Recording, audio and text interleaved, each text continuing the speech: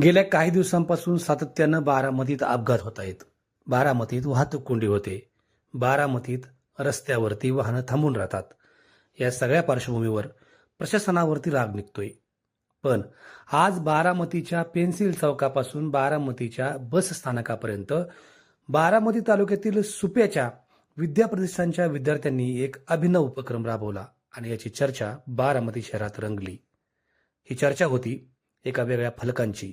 हे फलक घेऊन विद्यार्थी चौकात थांबले होते, प्रवाशांचं, नागरिकांचं आणि त्याचबरोबर वाहन चालकांचं प्रबोधन करण्यासाठी.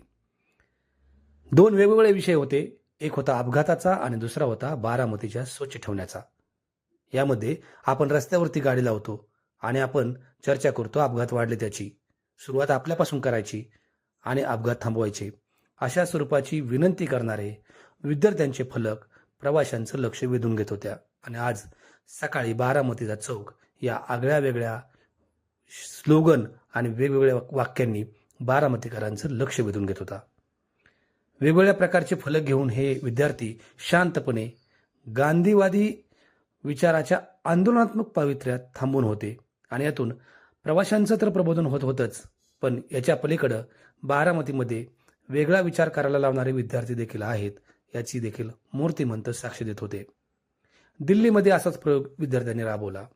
याच प्रयोगाची माहिती उपमुख्यमंत्री अजित पवारांचे स्वीय सहाय्यक सुनील कुमार मुसळे यांनी घेतली आणि त्यानंतर त्याच्यापासून विद्याप्रतिष्ठानच्या सुपे येथील महाविद्यालयाचे प्राचार्य योगेश पाटील आणि त्यांच्या सहकाऱ्यांनी यापासून प्रेरणा घेत एक वेगळा उपक्रम आखला. याला उपमुख्यमंत्री अजित पवार, खासदार सुनेत्रा पवार यांनी मार्गदर्शन केलं आणि आज बारामतीत अशा प्रकारचा एक वेगळा उपक्रम पाहायला मिळाला.